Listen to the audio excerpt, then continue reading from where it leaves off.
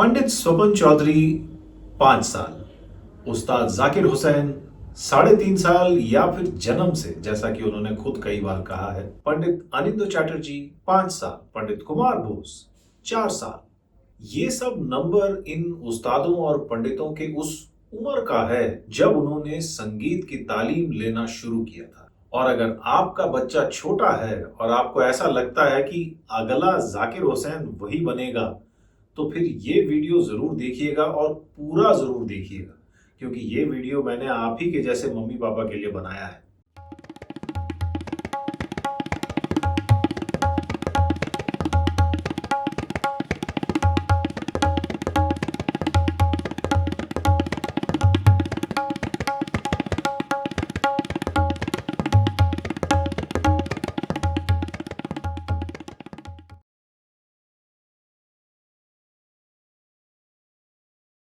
नमस्कार दोस्तों, ताल मैजिक चैनल के एक और वीडियो में आप सभी का स्वागत है, जहां हम तबले के रियाज को इंटरेस्टिंग, आसान और असरदार बनाने की कोशिश करते रहते हैं। वो दोस्त जो चैनल पे आज पहली बार आए हैं, उन सबसे मेरी रिक्वेस्ट है कि इस चैनल को सब्सक्राइब जरूर कर लें, वीडियो को लाइक करें और अगर बात बहुत ज्यादा पसंद आ जाए तो इसे आगे शेयर भी जरूर कर दें। आगे बढ़ने से पहले एक छोटी सी शिकायत है आप सभी से। मैंने अपने चैनल के एनालिटिक्स को देखा और मुझे ये नजर आ रहा है कि 70% लोग मेरे वीडियोस को पसंद भी कर रहे हैं, उसे देख भी रहे हैं, लेकिन भाई सब्सक्राइब नहीं कर रहे। सिर्फ 30% लोगों ने सब्सक्राइब किया हुआ है। तो भाई अगर आप सब्सक्राइब नहीं करोगे तो मेरी बात आप जैसे और लोगों तक कैसे पहुंचेगी? तो इसलिए वीडियो को सब्सक्राइब जरूर करिए। ये एक सबसे छोटा हेल्प है जो आप इस चैनल को कर सकते हैं और इससे YouTube इस तरह के वीडियोस को आप ही के जैसे कई संगीत प्रेमियों को दिखा देगा। जैसा कि आप सब जानते हैं, इस चैनल में अब मेंबरशिप के ऑप्शंस भी उपलब्ध हैं। इस चैनल की मेंबरशिप के 2 लेवल्स हैं। पहला उन लोगों के लिए जो बस अच्छा संगीत सुनना चाहते हैं, वो संगीत प्रेमी इस चैनल को सब्सक्राइब कर सकते हैं। और दूसरा लेवल उन लोगों के लिए है जो तबला सीखने की इच्छा रखते हैं और YouTube पे आते हैं। आप लोगों को मिलेगा महीने में एक एक्सक्लूसिव सेशन मेरे साथ, जहां मैं आप सभी के सवालों के जवाब देने की कोशिश करूंगा। और अगर आप चाहें तो इस चैनल के नीचे जो थैंक्स बटन है उसे दबा के एक वन टाइम डोनेशन भी दे सकते हैं। इससे इस चैनल को काफी सपोर्ट मिलेगा और मैं इसी तरह के वीडियोस आप सभी के लिए लाता रहूं। तो चलिए आज के पॉडकास्ट एपिसोड पे चलते हैं। ये एपिसोड उन सभी माता पिताओं को समर्पित है जिनका बच्चा अभी छोटा है, यानी 3 से 5 साल की उम्र के बीच में, और जो चाहते हैं कि उनका बच्चा एक अच्छी जगह से संगीत की तालीम ले और एक अच्छा म्यूजिशियन बने।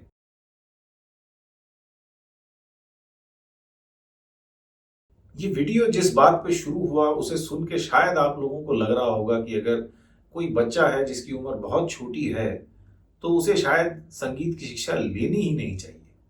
अरे भाई, ऐसा बिल्कुल भी नहीं है। आगे आगे सुनिए तो आपको पता चलेगा कि मैं इस मुद्दे पे क्या कहना चाह रहा हूं।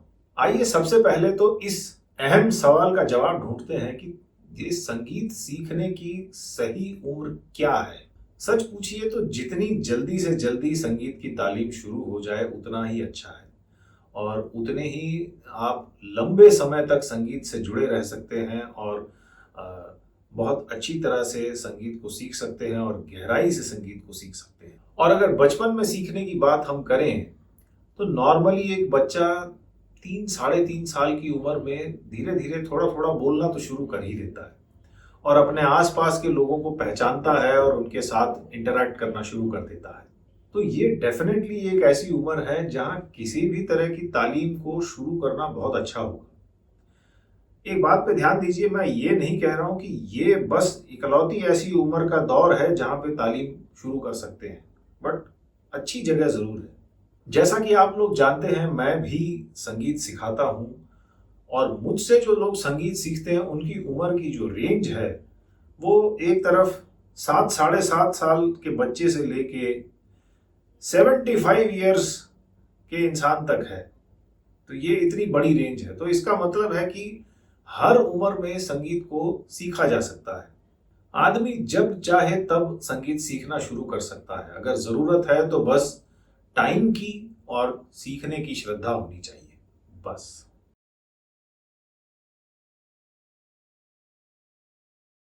अब आप सोच रहे होंगे कि भाई अगर किसी भी उम्र में संगीत सीखा जा सकता है तो फिर छोटे बच्चे क्यों नहीं सीख सकते?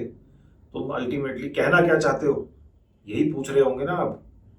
तो अब मैं अपनी बात को थोड़ा और आगे बढ़ाता हूँ कि जो छोटे बच्चे हैं, खास तौर से जो जो 3-4 साल वाले बच्चे हैं या कई बार उससे भी छोटे, उनको संगीत सीखने में क्या तकलीफ आ सकती है, ये मैं आपको इस वीडियो के जरिए बताना चाहता हूँ। हो सकता है आपके बच्चे के लिए इतनी छोटी उम्र में संगीत की तालीम लेना ठीक नहीं है। जी हाँ, मैं कह रहा हूँ ठीक नहीं है। अब ध्यान से सुनिए कि इसका कारण क्या है। आमतौर से क्या होता है कि जो छोटे बच्चों के मम्मी पापा होते हैं वो बड़े एंथुजियाज्म, बड़े उत्साह के साथ अपने बच्चे को संगीत सिखलाना चाहते हैं। चलिए, बहुत अच्छी बात है। ऊपर से उन्होंने इन बड़े बड़े उस्तादों की जीवनी भी पढ़ रखी होती है, जिसमें लिखा है कि भाई फला उस्ताद ने 3 साल की उम्र में तालीम शुरू कर दी, किसी ने 4 साल की उम्र में शुरू कर दिया, और आज वो संगीत जगत के एकदम चमकते सितारे बन चुके हैं। और हर माँ बाप यही चीज अपने बच्चे के लिए तो चाहता ही है कि भाई मेरा बच्चा भी एकदम फर्स्ट क्लास सुपरस्टार बन जाए म्यूजिक में। लेकिन एक छोटी सी बात जो जिस पे ध्यान लोगों का नहीं जाता है कि ये इतनी छोटी उम्र में जो इन उस्तादों ने सीखा है, उन सभी ने शुरुआती तालीम जो है अपने माता या पिता से लिया है। इसका मतलब है उनके पेरेंट्स में से कोई एक या शायद दोनों ऑलरेडी कलाकार थे और उन्होंने अपने बच्चे को धीरे धीरे धीरे इस लाइन में इंट्रोड्यूस किया और इससे वो सीख पाए। लेकिन जो एक नॉर्मल शहर में रहने वाला छोटा बच्चा है, उसके साथ तो ये कहानी नहीं है।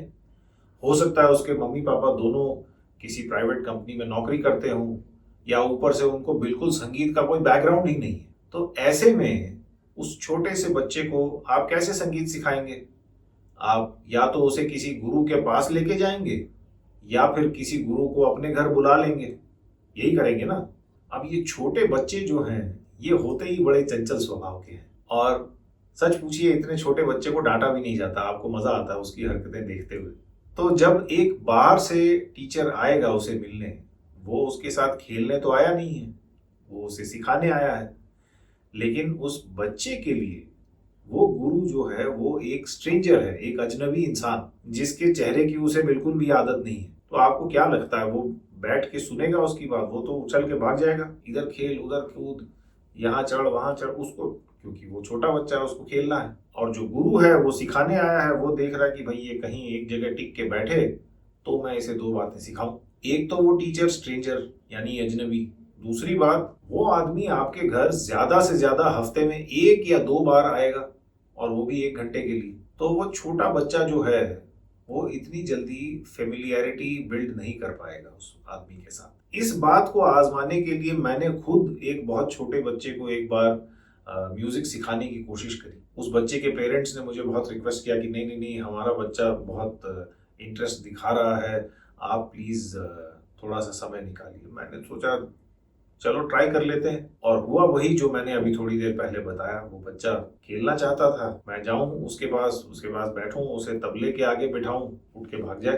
फिर उसकी मम्मी उसे पकड़ के लाती थी, उसको बैठाती थी, फिर 2 सेकंड में फिर इधर भाग जाए, और फिर थोड़ी देर में वो अपना एक खिलौने का टोकरा उठा के ले आया मुझे दिखाने के लिए, देखो ये मेरे टॉयज। तो फिर मैंने उनके माता पिता से माफी मांगी कि भाई ये तो मैं नहीं सिखा पाऊंगा इस छोटे बच्चे को, क्योंकि अभी उसे इंस्ट्रक्शंस समझना नहीं आया है, और वो इतना छोटा बच्चा है कि मैं तो हफ्ते में 1 बार उसे मिल रहा हूँ और उसे लगता है कि वो बस मेरे साथ खेल ले। और इस पूरे मामले में जो एक और बड़ी बात यह है कि उतने छोटे बच्चे को डांटा नहीं जाता, और सबसे बड़ी बात वो अपना बच्चा नहीं है तो बिल्कुल ही नहीं डांट सकते। तो आप आवाज ऊंची करके भी बोलो और वो थोड़ा सा अगर उसका मुंह उदास हो जाए तो फिर तो आप समझ ही सकते हैं कि क्या होगा। तो इसलिए मेरा ये एक्सपीरियंस है और मेरी ये सोच है कि बच्चा जब 7 या 8 साल का हो जाए तब वो इस स्टेज पे आता है कि वो किसी की भी इंस्ट्रक्शंस को ढंग से सुने, उसे समझे और उस पर अमल कर सके। तो मेरे हिसाब से अगर आपको किसी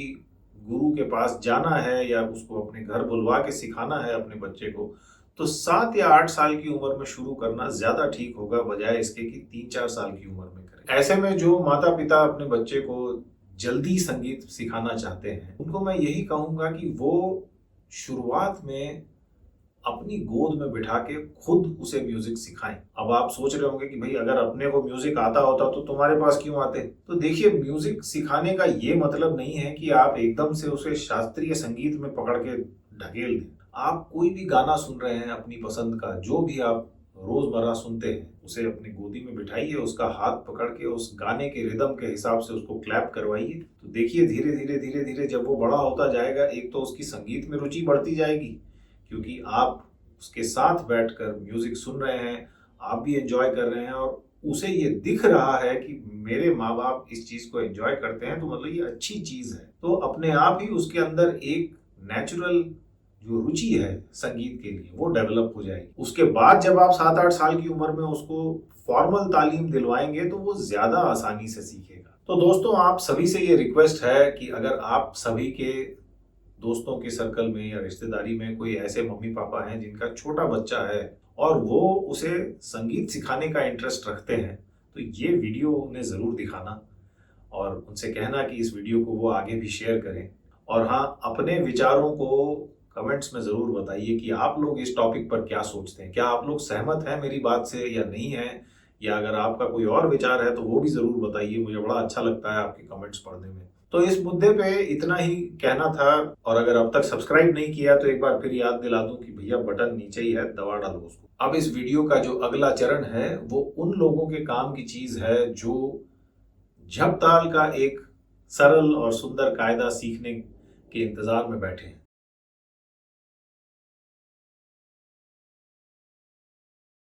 चलिए भाई, वीडियो का वो पोर्शन आ गया है जिसका आप में से कुछ लोगों को बड़ी ही बेसब्री से इंतजार था। तो इंतजार की घड़ियां आप खत्म करते हैं। मैं आपको यहां सिखाऊंगा झप ताल का एक तिट बोल वाला कायदा। ये कायदा बड़े काम का है अगर आप एग्जाम लिख रहे हैं, खास तौर से अगर गंधर्व महाविद्यालय महाराष्ट्र का एग्जाम लिख रहे हैं, जिसका सेकंड पेपर होता है प्रवेशिका प्रथम। उसके सिलेबस में है कि एक झपताल का तिट वाला कायदा सुनाइए। तो आप ये कायदा बड़े आराम से सुना सकते हैं। तो उसकी रिक्वायरमेंट है कि कायदा सुनाना है 3 पलटे और तिहाई के साथ। तो हम बिल्कुल आपको कायदा 3 पलटे और तिहाई सिखा देंगे आज, और हमेशा की तरह डिस्क्रिप्शन में लिंक भी डाल देंगे जहां से आप नोट्स को डाउनलोड कर सकते हैं और अपना रियाज करते रहिए, ताकि अगली बार जब आप एग्जाम में हाजिर हों तो बड़े कॉन्फिडेंस के साथ ये वाला कायदा सुनाइएगा। तो कायदे के बोल इस तरीके से हैं। धिट धागे धिन्ना गेन्ना धा तिट धागे ना धागे तिन्ना केन्ना तिट ताके तिन्ना केन्ना धा तिट धागे ना धागे धिन्ना गेन्ना। इसको झपताल के पढ़ंत के साथ एक बार देख लेते हैं। धिट धागे धिन्ना गेन्ना धा तिट धागे ना धागे तिन्ना केना तिट ताके तिन्ना केना धा तिट धागे ना धागे धिन्ना गेना धिन।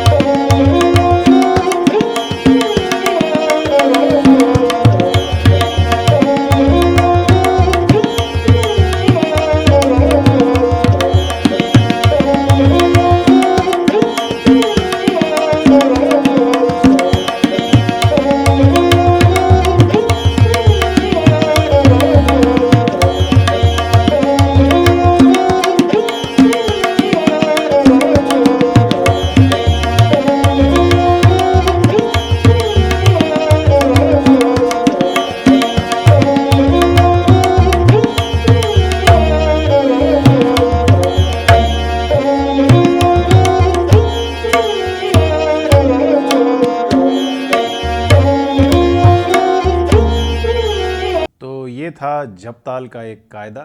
इस कायदे में एक चीज ध्यान देने वाली है कि जो शुरू में जो धिट धागे धिन्ना गिनना है तो उसमें उल्टा बजाना है। धिट, ये वाली उंगली पहले, धिट धागे धिन्ना गिनना।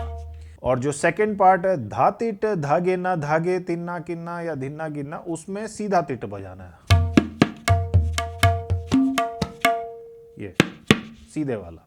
तो शुरू में उल्टा धिट और बाद में सीधा। तो ये थोड़ा सा रियाज करते समय याद ज़रूर रखिएगा। तो दोस्तों आज के वीडियो में बस इतना ही। वीडियो को एंड तक देखने के लिए बहुत बहुत धन्यवाद। हमेशा की तरह अपने विचारों को कमेंट्स में शेयर करें, वीडियो को लाइक करें और इस वीडियो को अपने ही जैसे संगीत प्रेमियों के साथ ज़रूर शेयर कीजिएगा। इससे चैनल को बड़ी मदद मिल जाएगी। ये चैनल आप ही की जैसे संगीत प्रेमियों के सपोर्ट से चलता है और इसे सपोर्ट करने के लिए आप क्या कर सकते हैं वो मैंने डिस्क्रिप्शन में लिख दिया है। 1 मिनट लगा के उस पर ज़रूर ध्यान दीजिएगा। तो अगले वीडियो में दोबारा मिलूंगा, तब तक के लिए नमस्कार।